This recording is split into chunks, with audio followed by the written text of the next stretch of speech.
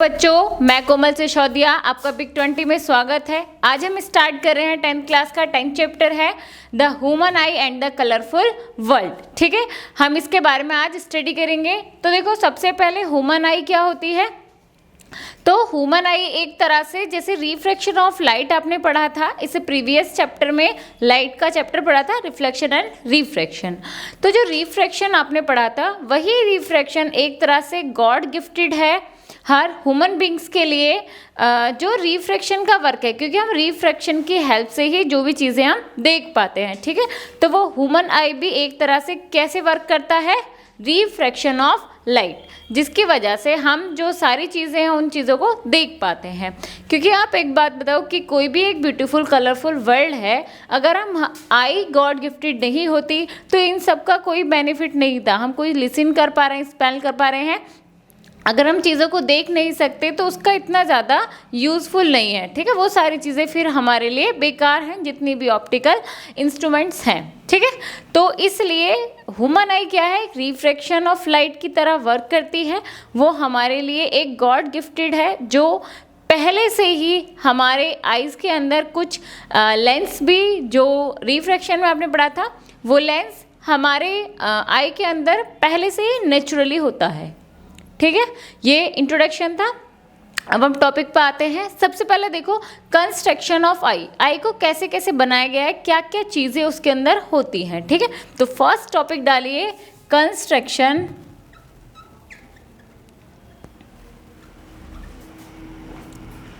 Of आई। ठीक है, आई को कैसे कैसे बनाया है, उसकी कंस्ट्रक्शन क्या क्या है, हम उसके बारे में पहले स्टडी करते हैं। ठीक है, तो देखो कंस्ट्रक्शन क्या क्या है। तो पहले मैं आपको ह्यूमन आई बना के दिखाऊंगी, फिर उसके बाद हम सारी चीज़ें उसी के अंदर देखेंगे कि क्या क्या उसके अंदर चीज़ें होती हैं। फिर उनके फंक्शंस के बारे में एक एक करके जब बाद में पढ़ेंगे कि जो भी चीज़ें होती हैं उनका फंक्शन क्या होता है। ठीक है, तो पहले उनको स्टार्ट करते हैं। तो देखिए, कंस्ट्रक्शन ऑफ आई के अंदर क्या क्या होता है। तो पहले आई बनाते हैं हम।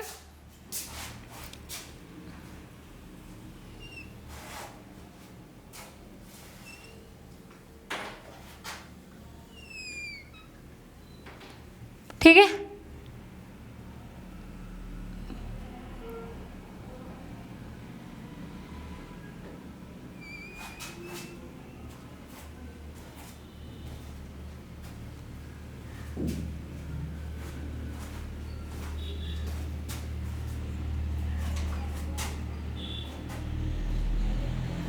ये हो गई ह्यूमन आई।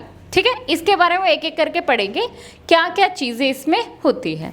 तो देखो, जो फ्रंट पर आपको दिखाई देता है, जो ये बाहर से आइस पर दिखाई देता है, इसको हम क्या बोलते हैं, कॉर्निया।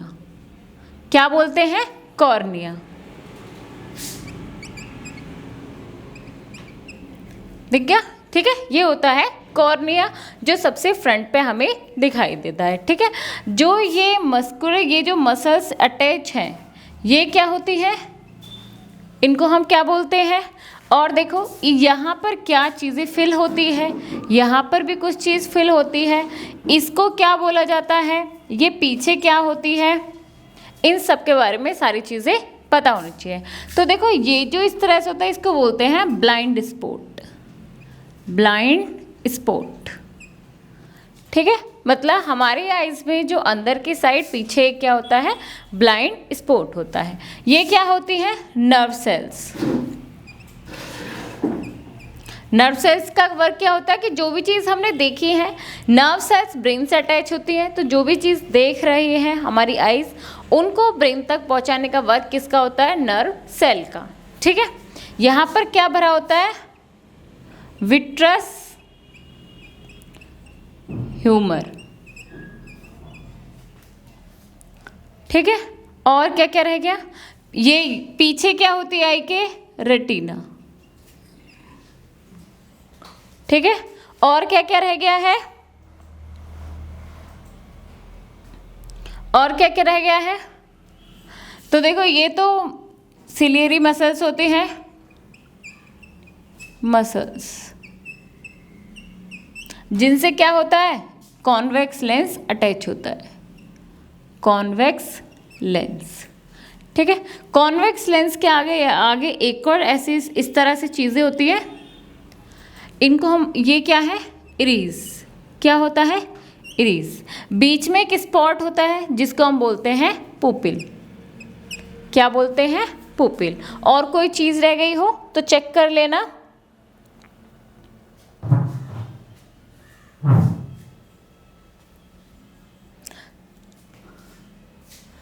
और देखो यहाँ जो ये मसल से अटैच होता है, ठीक है, जो ये मसल से अटैच होता है इसको हम क्या बोलते हैं, सस्पेंसरी लिगामेंट। क्या होता है, सस्पेंसरी लिगामेंट।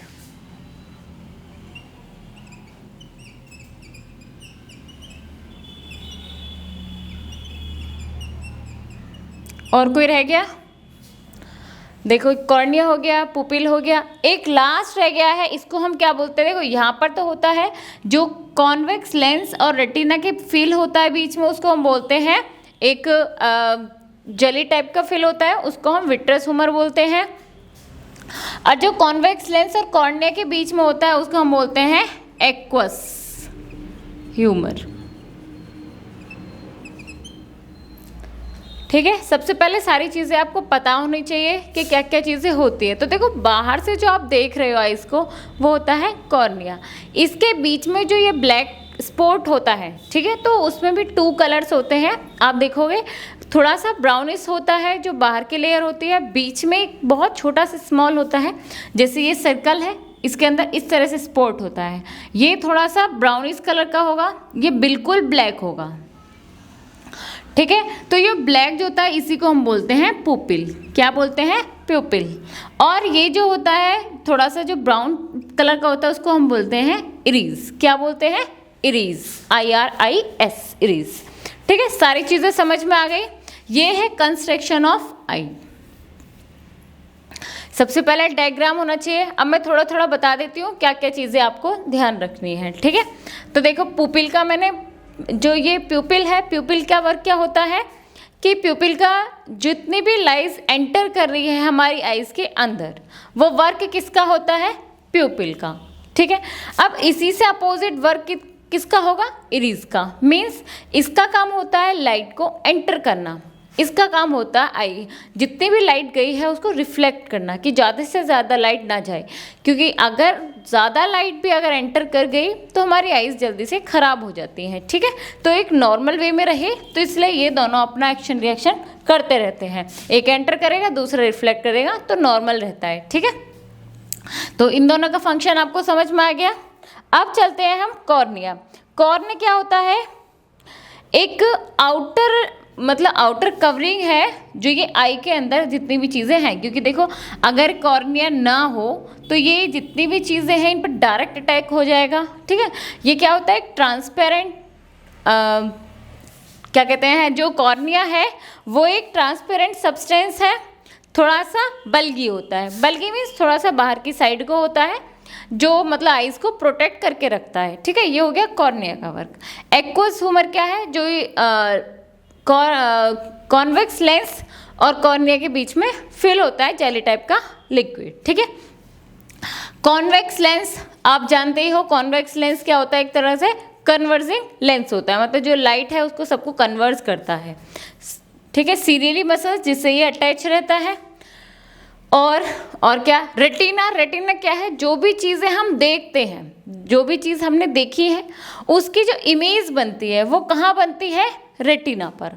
समझ में आ गया। अब रेटिना पर जब इमेज बनेगी, जो भी लाइट एंटर हुई, मतलब जो भी चीज़ हमने देखी, लाइट कैसे देख पाएंगे, लाइट है, पहले जो चीज़ हम देख रहे हैं उस पर पड़ेगी, फिर वो लाइट उससे रिफ्लेक्ट होगी, हमारी आइज़ के अंदर एंटर होगी। ठीक है, एंटर होने के बाद जो लाइट एंटर हुई है वो कहाँ जाती है, उसकी इमेज कहाँ बनती है, रेटिना पर। लेकिन रेटिना पर इमेज जाकर कैसी बनती है, रियल एंड इन्वर्टेड। कैसी बनती है, रियल एंड इन्वर्टेड। किस पे बनती है, रेटिना पर। ठीक है, फिर उसके बाद क्या होता है, इसको नर्व सेल्स ले जाती है।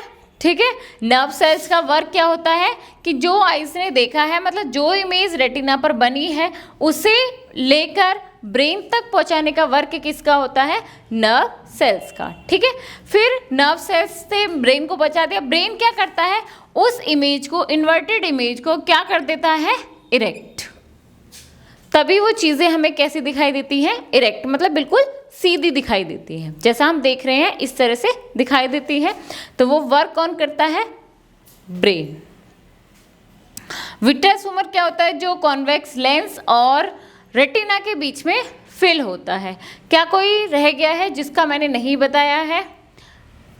एक बार ये सारी चीज़ें देख लो कि कोई ऐसा चीज़ तो नहीं है जिससे कोई चीज़ रह गई हो।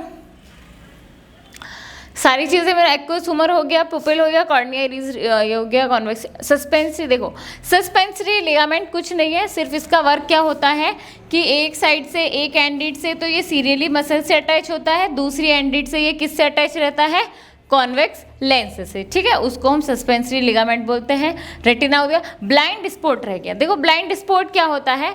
ब्लाइंड स्पॉट होता है एक ऐसा पीछे आई पर इस तरह से स्पॉट होता है। कभी कभी अपने ऐसे इमेजिनरी क्या होगा कि कोई चीज़ आप देखते हो पर उस चीज़ की इमेज नहीं बन पाती है, आप उसे देख नहीं पाते हो। ऐसा क्यों होता है कि जब जो भी आइज़ ने लाइट को कैप्चर किया था, मतलब जो लाइट एंटर हुई है आइज़ के अंदर, वो रेटिना पर ना जाकर वो कहाँ चली जाती है? ब्लाइंड स्पॉट पर। ठीक है, अब ब्लाइंड स्पॉट पर अगर लाइट जाएगी तो वहाँ पर सब चीज़, ब्लाइंड का मतलब क्या है सभी जानते हो। तो ब्लाइंड स्पॉट क्या करता है? उसकी इमेज नहीं बना पाता, मतलब उसकी इमेज नहीं बनती ब्लाइंड स्पॉट पर।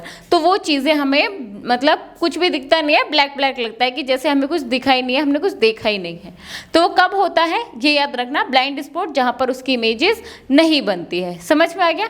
ये है पूरा कंस्ट्रक्शन ऑफ आई। अब हम करेंगे वर्किंग ऑफ आई। वर्किंग मैं वैसे बता चुकी हूँ कि वर्किंग कैसे कैसे हो रहा है, कि लाइट ने एंटर किया इससे कॉन्वेक्स लेंस से, फिर कहाँ जाके इमेज बनी? रेटिना पर। यही उसका क्या है? वर्किंग, कि आई कैसे कैसे वर्क करती है देखने का, उसे हम वर्किंग ऑफ आई बोलते हैं। ठीक है, तो अभी इसको बना रहने दो। सेकंड टॉपिक डाल ले, वर्किंग ऑफ द आई। ठीक है, ये वर्क कैसे करती है आई? क्या करेगी? देखो सबसे पहले लाइट एंटर होगी। एंटर किस से होगी? पुपिल से। ठीक है, पुपिल ने क्या करा है? लाइट को एंटर किया है। रिफ्लेक्ट करने का वर्क कौन करता है? इरिस। ठीक है, तो प्यूपिल ने क्या किया है? लाइट को एंटर किया है। वो जो लाइट एंटर हुई है कहाँ जाएगी? कॉन्वेक्स लेंस पर। ठीक है, फिर कॉन्वेक्स लेंस ने क्या करा है? उसकी जो इमेज बननी थी वो कहाँ पहुँचा दी? रेटिना पर। मतलब उसकी जो इमेज बनेगी कॉन्वेक्स लेंस ने देखा। अब देखो जब कॉन्वेक्स लेंस से पास होगी कोई भी चीज़ तो उसकी इमेज तो कहीं पीछे जाकर ही बनेगी ना। तो उसकी जो इमेज बनी है वो कहाँ बनेगी? रेटिना पर। ठीक है, फिर रेटिना ने क्या किया है? रेटिना से जो नर्व सेल्स होती हैं वो उस इमेज को ले जाकर कहाँ देती हैं? क्या कहते हैं? ब्रेन पर। ठीक है, ब्रेन क्या करता है? उस चीज़ को, इन्वर्टेड इमेज को क्या करता है? बिल्कुल इरेक्ट कर देता है। अब देखो इससे क्या क्वेश्चन आ सकते हैं, आपसे ये भी पूछ लेता है कि जो रेटिना पर इमेज बनती है वो कैसी बनती है? तो कैसी बनती है? Real and inverted. समझ में आ गया क्या होता है? और इसी लेंस के कारण ही क्या होता है? ये जो लेंस होता है रियल इमेज बनाता है, इसलिए हम सारी चीज़ें आसानी से देख पाते हैं। ये गॉड गिफ्टेड तो है, जो हमारी आइज़ के अंदर पहले से ही ये कॉन्वेक्स लेंस होता है, ये गॉड गिफ्टेड है जिसकी वजह से हम सारी चीज़ें देख पाते हैं। ठीक है, तो वर्किंग समझ में आ गया, दोनों चीज़ें हो गई। वर्किंग क्या होता है आई का, और कंस्ट्रक्शन ऑफ आई क्या होता है। ठीक है, अगर वर्किंग ऑफ आई में थोड़ा सा लिखना चाहो तो लिख लो, द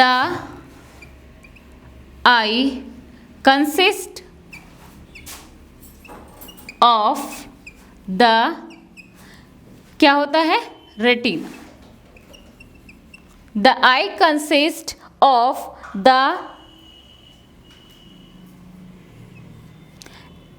ऑफ ए लिखो, of a convex lens. Convex lens, देखो आई के अंदर क्या होता है? एक कॉन्वेक्स लेंस होता है। वो कॉन्वेक्स लेंस क्या करता है? जो देखने का काम करेगा। ठीक है, तो कॉन्वेक्स लेंस को हम क्या बोल सकते हैं? कॉन्वेक्स लेंस को क्या बोलेंगे? Eye lens, eye lens. और क्या होता है? And a retina. और क्या होता है? एक रेटिना होता है, ठीक है। ये गॉड गिफ्टेड तो रेटिना है। तो ये क्या करते हैं, जो आई लेंस है वो एक फॉर्म करता है रियल इमेज। तो आप क्या लिखोगे? The eye lens forms a real image, ठीक है।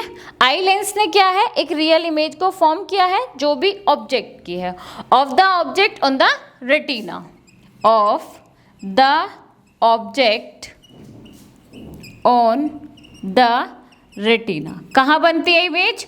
रेटिना पर, ठीक है। जो चीज़ मैंने बनाई है, बताई है, वही चीज़ मैं इस पर लिख रही हूँ, ठीक है। रेटिना पर बनती है, जिसकी वजह से हम आसानी से देख पाते हैं। Then we see the object, then we see able to the objects, ठीक है।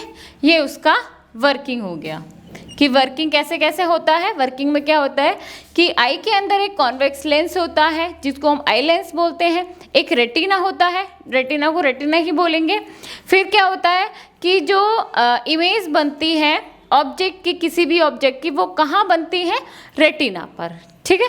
फिर रेटिना पर इमेज बनती है जिसकी वजह से हम उन चीज़ों को देख पाते हैं। ये उसकी कंस्ट्रक्शन है कि कैसे कैसे हम चीज़ों को देख पाते हैं, ठीक है।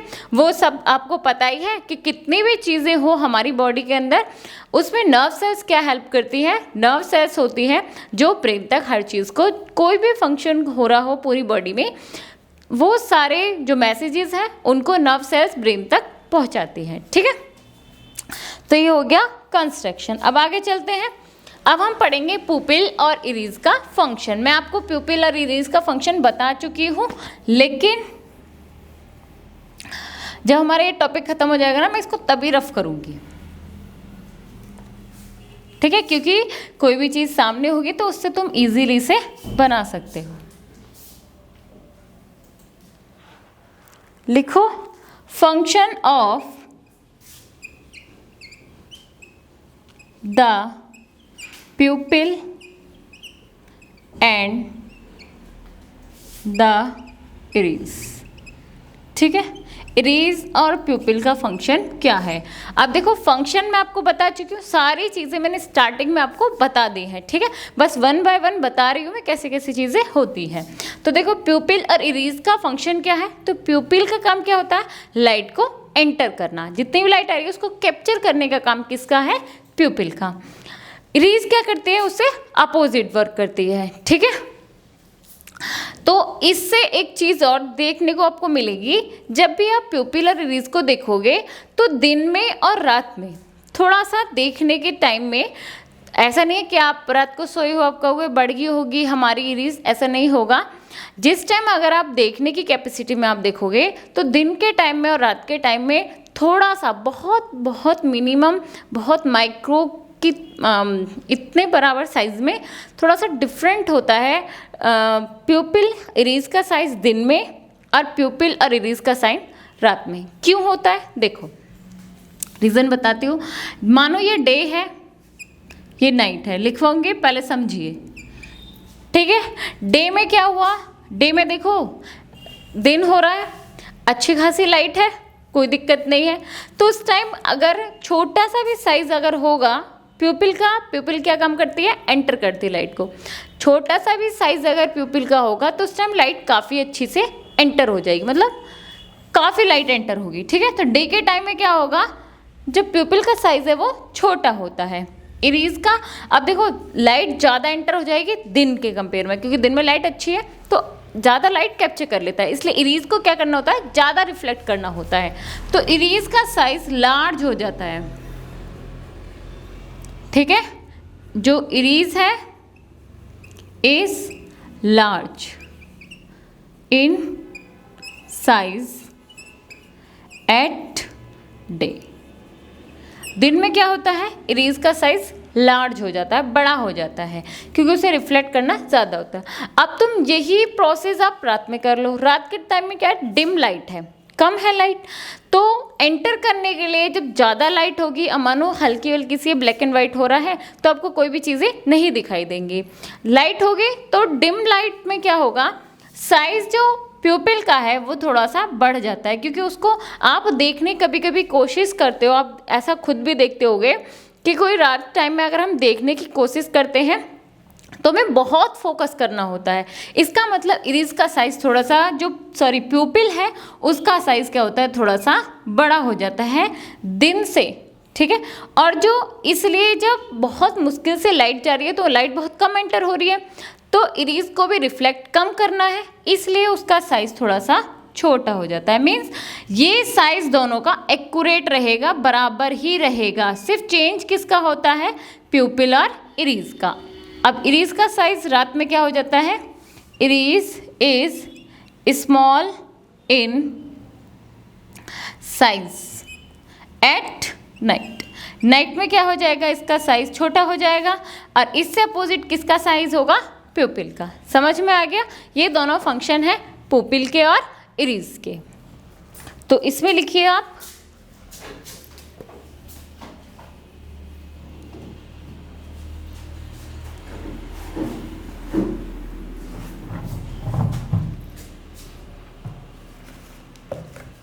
देखो इरेज क्या करती है, जो भी अमाउंट ऑफ लाइट है उसको रिफ्लेक्ट करने के बाद, और प्यूपिल क्या करती है, उस लाइट को एंटर करती है, ठीक है। तो लिखिए द इरेज कंट्रोल्स, ठीक है। रिफ्लेक्ट को वही तो बोलेंगे कि वो क्या कर रही है, जितनी लाइट जा रही है उसको कंट्रोल कर ली है, कि मतलब ज़्यादा से ज़्यादा लाइट एंटर ना कर पाए, ठीक है। तो erase controls the amount of light, the amount of light, और कौन सी, जो आइज के अंदर एंटर हो रही है, ठीक है, लाइट एंटरिंग द आई, ठीक है। जो आई के अंदर एंटर हो रही है लाइट, उसको कंट्रोल करने का काम किसका होता है, इरेज का, ठीक है। फंक्शन समझ में आ गया इरेज का क्या होता है। अब देखो, इसीलिए मैंने बताया था साइज में चेंज आ जाता है, तो वो बात लिखिए कि साइज में चेंज कैसे आता है।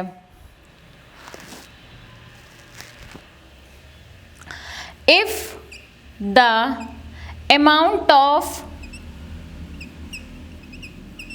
Light, if the amount of light received by the eyes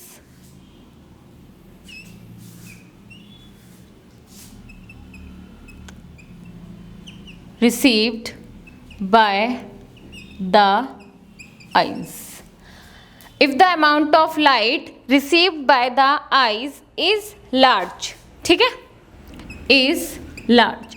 अब देखो लार्ज किस टाइम, ज़्यादा लाइट कब रिसीव करेगा, कब करेगा, during the day, during the day. सबको अभी बताया मैंने, डे के टाइम में क्या होगा, अमाउंट ऑफ लाइट ज़्यादा रिसीव होगी, तो इरेज क्या करेगा, उसको रिड्यूस करेगा, ठीक है। तो then iris contracts the pupil, then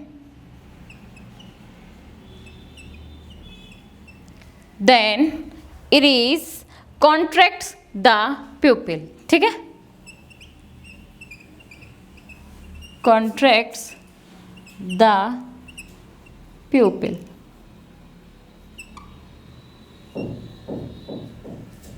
ठीक है। उसको क्या करेगा, प्यूपिल को कॉन्ट्रैक्ट करेगा। कॉन्ट्रैक्ट का मतलब क्या होगा, इस कॉन्ट्रैक्ट का मतलब क्या है, कॉन्ट्रैक्ट द प्यूपिल का मतलब है कि प्यूपिल के साइज को क्या कर देगा, छोटा कर देगा, ठीक है। फिर then reduce the amount of light entering the eyes, then reduce the light entering the eyes। समझ में आ गया। देखो अगर अमाउंट ऑफ लाइट वही है, दिन के टाइम में क्या होगा, लाइट ज़्यादा होती है, ज़्यादा रिसीव करता है। उसी लाइट को जो ज़्यादा रिसीव हो रही है उसी को कॉन्ट्रैक्ट करने के लिए, मतलब उसी को कम करने के लिए उसके साइज को, पुपिल के साइज को क्या कर देता है, कॉन्ट्रैक्ट कर देता है। तो उससे क्या होगा, लाइट कम एंटर होगी। समझ में आ गया, कब होता है, दिन के टाइम में। ठीक है, अब देखो इससे अपोजिट आप खुद लिख लोगे। अपोजिट क्या लिखोगे कि if the amount of light received by the eyes is small. Small कब होगा, यहाँ पर लिख देना ड्यूरिंग द नाइट या फिर मिड नाइट, कुछ भी लिख देना। ठीक है, कि वो एक डार्क रूम की बात हो रही है, तो ड्यूरिंग द नाइट देन इरीज। अब बताओ, पहले तो उसने क्या करा था, कॉन्ट्रैक्ट करा था, अब क्या करेगा वो, उसको एक्सपेंड कर देगा। ठीक है, तो इरीज क्या करेगा, एक्सपेंड्स द, इस कॉन्ट्रैक्ट की जगह सिर्फ क्या लिख दोगे, एक्सपेंड। एक्सपेंड द पुपिल, वो पुपिल को क्या कर देगा, एक्सपेंड, मतलब उसे बढ़ा देगा और ज़्यादा कर देगा। तो लाइट क्या होगी, उसमें ज़्यादा एंटर होगी, तो देन मोर लाइट, इसके जगह मोर लाइट एंटरिंग द आई। समझ में आ गया। ड्यूरिंग के, जब डे का टाइम होगा तो उसके साइज को कॉन्ट्रैक्ट करता है, और जब नाइट का टाइम होगा तो उस टाइम उसके साइज को, पुपिल के साइज को एक्सपेंड कर देता है। समझ में आ गया, ये किसका फंक्शन है, इरीज का। अब इसी से ही चेंज किसका आ जाता है, पुपिल का। पुपिल का भी क्या होता है, इसी से चेंज आ जाएगा ना उसके साइज में।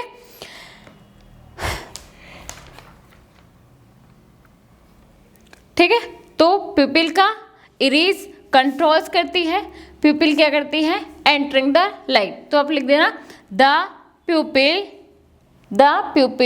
Entering the light. जितनी भी लाइट आ रही है उस लाइट को आईज के अंदर एंटर करने का वर्क किसका होता है, प्यूपिल का। द प्यूपिल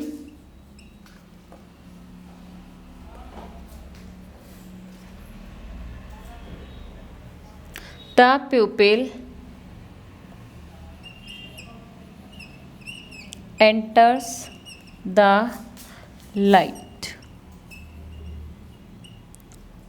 ठीक है, the pupil enters the light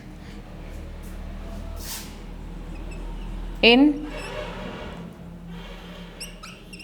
the eyes। ठीक है, प्यूपिल का क्या फंक्शन है, इरीज का समझ में आ जाए, प्यूपिल आप खुद भी फिर समझ जाओगे। जब ये कंट्रोल कर रहा है तो मतलब वो क्या करता है, एंटर करता है। चीज़ें समझ में आ गई, ये हो गया इरीज और प्यूपिल का फंक्शन। अब इससे हम आगे चलते हैं। अब हम पढ़ेंगे रॉड सेल्स और कॉन सेल्स के बारे में। सेल्स भी 2 टाइप्स की होती है, रॉड सेल्स और कॉन सेल्स, दोनों का वर्क अलग अलग होता है। कुछ ऐसे एनिमल्स होते हैं जिनके अंदर रॉड सेल्स होती हैं, कुछ ज़्यादातर जनरली ऐसे होते हैं जिनके अंदर कॉन सेल्स होते हैं। ठीक है, दोनों के बारे में हम स्टडी करेंगे। टॉपिक डालिए रॉड्स एंड कॉन्स। अब देखो रॉड्स और कॉन्स से ही समझ में आ रहा है कि ये क्या है, इनकी शेप। मतलब कुछ सेल्स ऐसी होती हैं जिनकी शेप कैसी होती है, रॉड की जैसी होती है।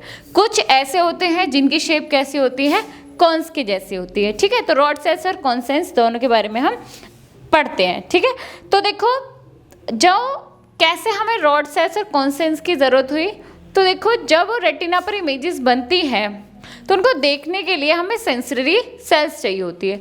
तो जो सेंसिटिव जो सेल्स होती हैं जो देखने में हमको हेल्प करती हैं। ठीक है, तो जो सेंसिटिव सेल्स होती हैं वो कैसी होती हैं, रॉड्स होती हैं और कॉन्स होती हैं।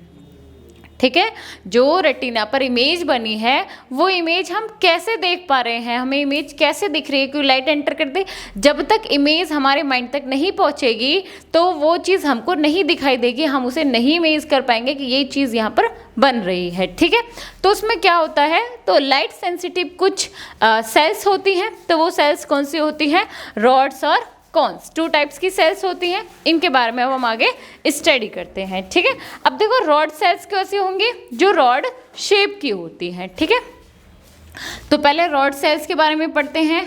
रॉड सेल्स,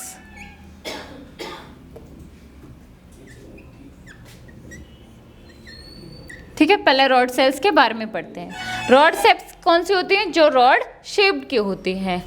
तो these cells are rod shaped. ठीक है, कैसी होती है ये? रॉड शेप की होती हैं। तो रॉड तो सबको पता है। अब देखो ये किस चीज़ के अंदर होती है? ये जो डिम लाइट होती है, जो लाइट रात में कह सकते हो, जो नाइट में होती है, डिम लाइट होती है जहाँ पर, उनमें हेल्प करती है देखने के लिए। ठीक है, मतलब कुछ ऐसे एनिमल्स आपने देखे होंगे जो रात में बहुत बेटर देख पाते हैं। ठीक है, उनको दिन में नहीं दिखाई देता है, वो रात में ज़्यादा अच्छी तरह से क्लियर से देख पाते हैं। तो उनके अंदर कौन सी सेल्स होती हैं? रॉड सेल्स होती हैं। ठीक है, तो it is sensitive to dim light. It is sensitive to dim light. ठीक है, कहाँ पर प्रेजेंट होती है? तो सबको पता है, रेटिना पर। ठीक है, ये कहाँ पर होती है? Retina of an eye. तो 10 these cells are rod shapes, आगे लिख दो चाहे, present in the retina.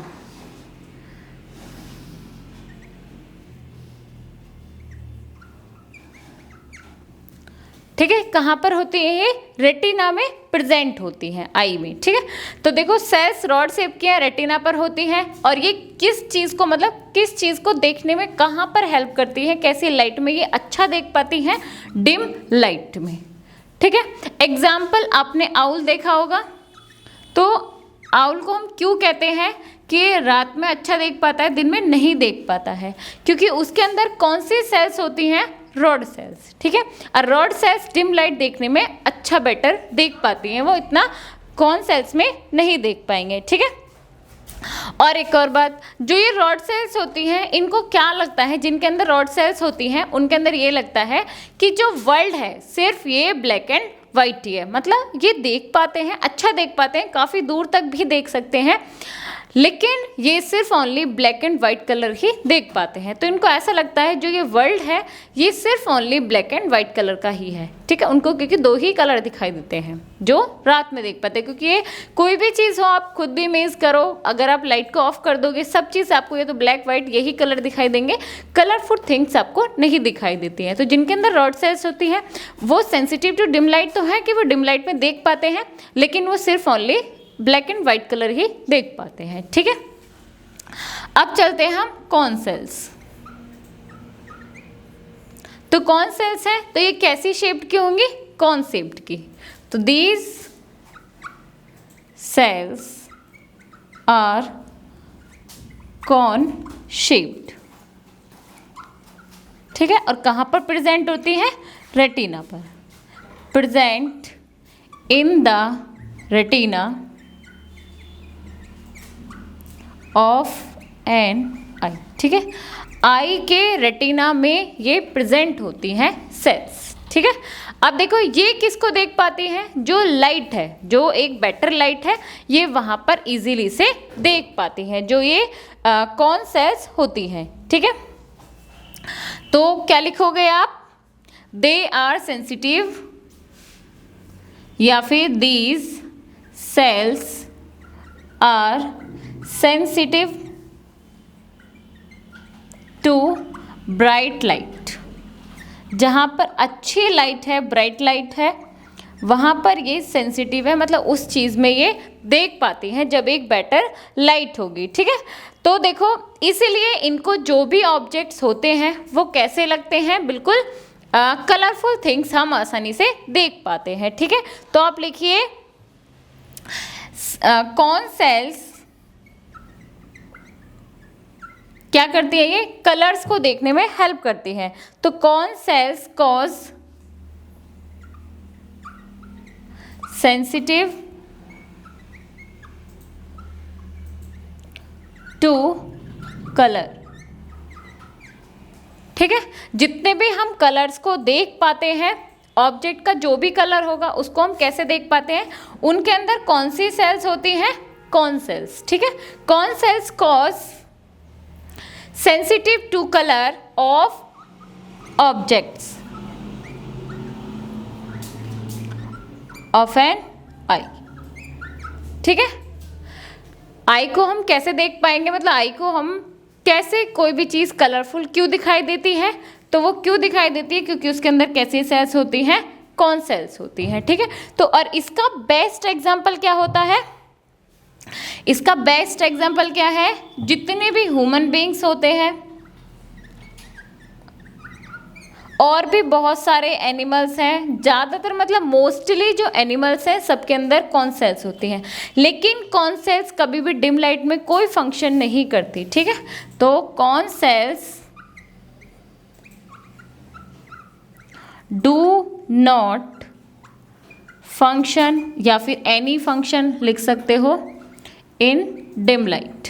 Dim light में ये कोई वर्क नहीं करती, जैसे कि आप भी अगर डिम लाइट में अंधेरे में जाओगे तो आपको कोई भी चीज़ नहीं दिखाई देती है, क्योंकि हमारे अंदर रॉड सेल्स नहीं होती। ठीक है, और इसमें आप क्या लिख सकते हो, rod sales do not any function in bright light. इसलिए कहते हैं जो आउल है उसको दिन में नहीं दिखाई देता, वो रात में बहुत अच्छा देख पाता है लेकिन उसे रात में नहीं दिखाई देता। क्यों नहीं दिखाई देता, क्योंकि उसके अंदर कौन सेल्स नहीं होती है। समझ में आ गया, ये था रॉड सेल्स और कौन सेल्स। ठीक है, और हमारे अंदर कौन सी सेल्स होती हैं, कौन सेल्स, जिससे हम की कलरफुल जो ऑब्जेक्ट्स हैं उनको देख पाते हैं। अब इससे आगे देख चलते हैं।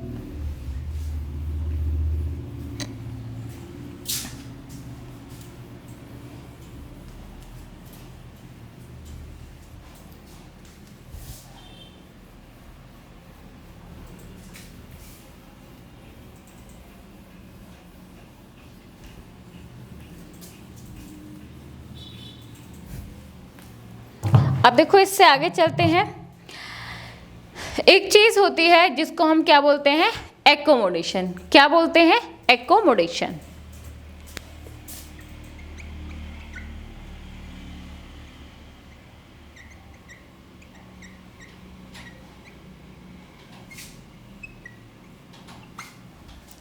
अब देखो एकोमोडेशन होता क्या है, तो देखो जो नॉर्मल आई होगी किसी भी ऑब्जेक्ट की, ह्यूमन बींग्स की जैसे नॉर्मल आई है जिसको कोई स्पेक्टिकल्स नहीं लगा होगा, तो जिसके एक नॉर्मल आई होता है वो नियर बाय ऑब्जेक्ट्स को भी देख पाता है और वो एक जो फार ऑब्जेक्ट्स होते हैं उनको भी इजीली से देख पाता है, जितने भी जिनकी एक नॉर्मल आई होती है। ठीक है, अब देखो उससे क्या हेल्प होती है, जो ऑब्जेक्ट्स फार अवे होते हैं, जिनके ऑब्जेक्ट्स फार अवे मतलब जो दूर के ऑब्जेक्ट्स हम देख रहे हैं उसमें क्या होता है, तो देखो जैसे ये आई है,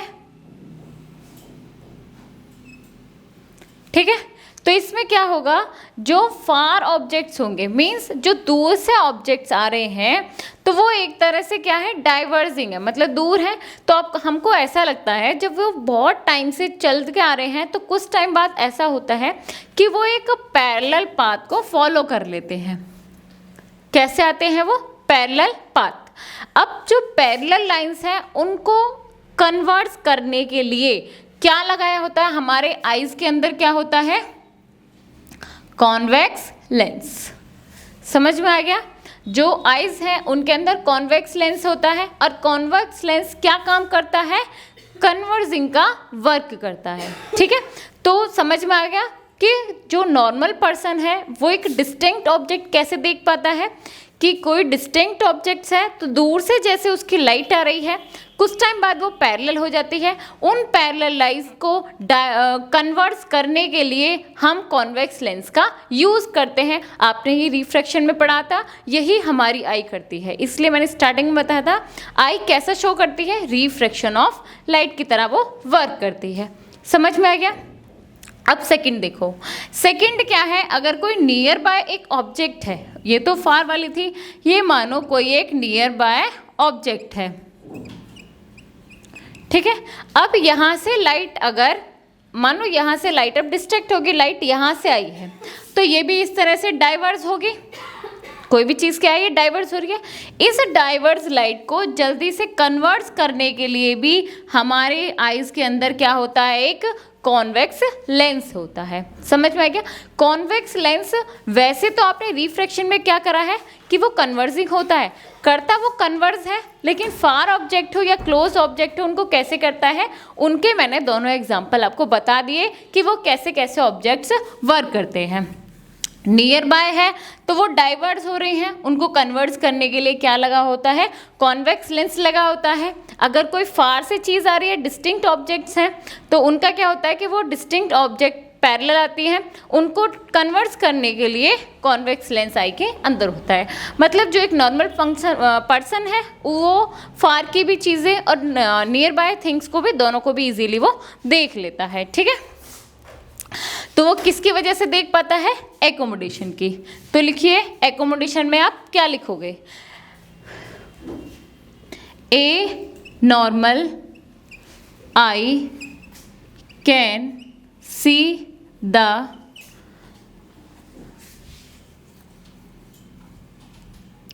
distinct objects and nearby objects। ठीक है, अभी मैंने बताया कि जो एक नॉर्मल आई है वो दूर की भी चीज़ें इजीली से देख पाती है और जो नियर बाय ऑब्जेक्ट्स हैं उनको भी हम देख पाते हैं। ठीक है, किसकी वजह से, तो due to its power of accommodation, due to its power of accommodation. समझ में आ गया अब एकोमोडेशन क्या है?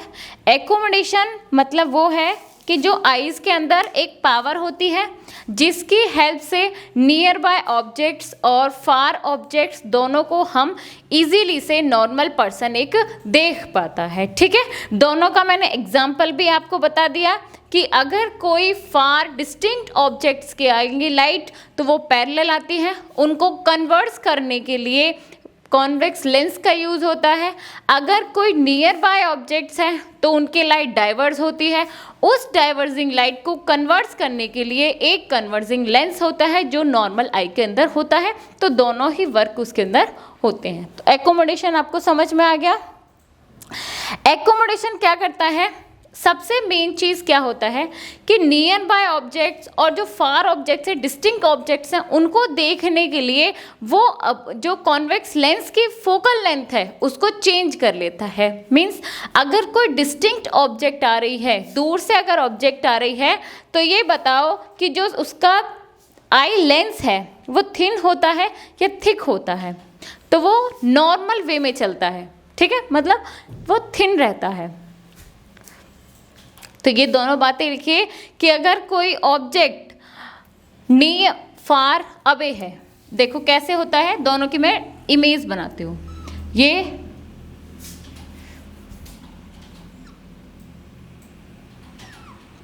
ठीक है, ये हो गई आपकी आई। ठीक है, आई में अब हम सारी चीज़ें नहीं बनाएंगे, हमें जिस चीज़ से मतलब है सिर्फ वही चीज़ हम बनाएंगे। क्या बनाना है हमें, कॉन्वेक्स लेंस। ठीक है, ये हो गया कॉन्वेक्स लेंस। अब क्या होगा, जब डिस्टिंक्ट ऑब्जेक्ट्स आ रहे हैं तो उसकी लाइट कैसे आती है, पैरेलल। ठीक है, जो पैरेलल ऑब्जेक्ट्स हैं, जो पैरेलल लाइट आ रही है, वो जब इस कॉन्वेक्स लेंस से पास ही बनाते हैं, देखो पैरेलल आई ये दोनों। ठीक है, जब ये कॉन्वेक्स लेंस से टकराएंगी तो कॉन्वेक्स लेंस क्या कर देगा, इनको कन्वर्ज कर देगा। समझ में आ गया। ये कब थी, जब एक डिस्टिंक्ट था। तो इसका जो साइज है, जो लेंस का साइज है वो कैसा रहेगा, थिन। ठीक है, तो आई लेंस इज थिन। ठीक है, आई लेंस कैसा रहेगा, थिन रहेगा, पतला रहेगा। ऐसे ही अगर हम बात करें जो ऑब्जेक्ट्स नियर बाय हैं, नियर बाय ऑब्जेक्ट्स हैं, तो ये हो गया नियर बाय ऑब्जेक्ट्स। ये क्या करते हैं,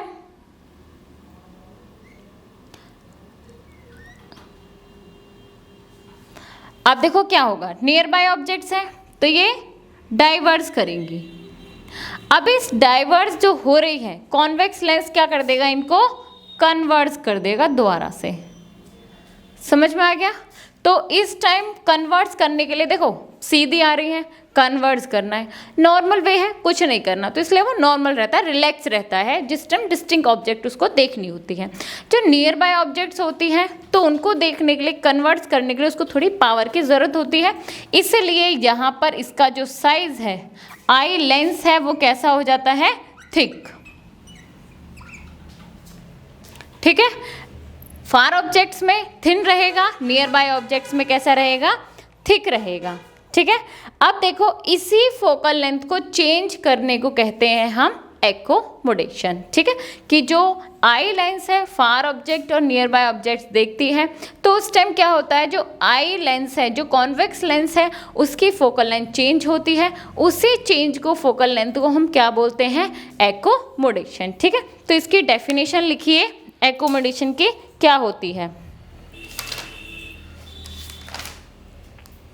लिखो, the ability of an eye, the ability of an eye to focus the distinct object, to focus the distinct object, distant object and nearby objects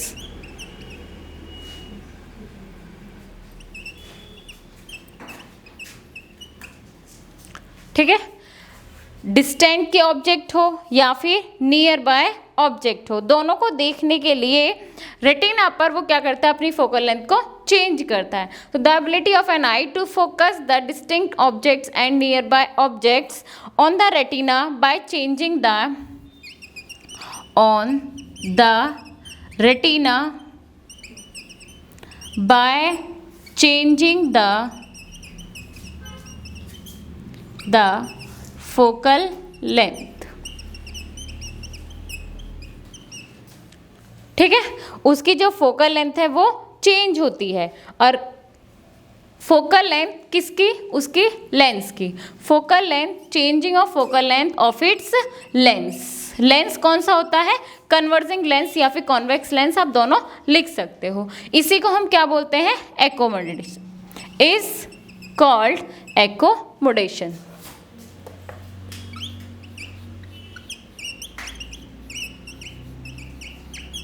ठीक है, एकोमोडेशन समझ में आ गया कि जो नियर बाय ऑब्जेक्ट्स और फार ऑब्जेक्ट, जो डिस्टेंट ऑब्जेक्ट्स हैं, उनको देखने के लिए जो फोकल लेंथ चेंज होती है आई लेंस की, उसी को हम क्या बोलते हैं, एकोमोडेशन। ठीक है, अब देखो रेंज क्या होती है, रेंज होती है कि किसी भी चीज़ को देखने के लिए कम से कम कितनी उसका रेंज होना चाहिए, तो 25 सेंटीमीटर की कम से कम दूरी होनी चाहिए। मतलब हम 25 सेंटीमीटर से अगर हम कोई भी चीज़ देखते हैं तो एक हमारा नॉर्मल वे है, ना वो दूर है ना ही वो पास है। ठीक है, तो कम से कम 25 सेंटीमीटर की डिस्टेंस होना चाहिए जब हम कोई भी चीज़ रीड करते हैं या देखते हैं कुछ भी चीज़। ठीक है, तो एक वो क्या है, रेंज है नॉर्मल आई की।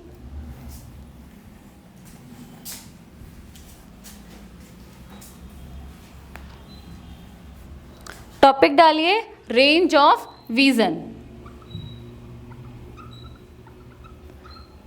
विजन मीन्स क्या होता है कि देखने की क्षमता कितनी है उसकी, range of vision of an normal eye, of an normal आई।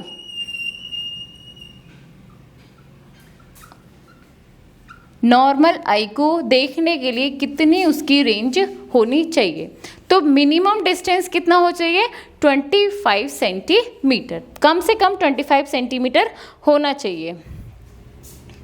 तो the minimum distance to see the object. The minimum distance to see the object is at least 25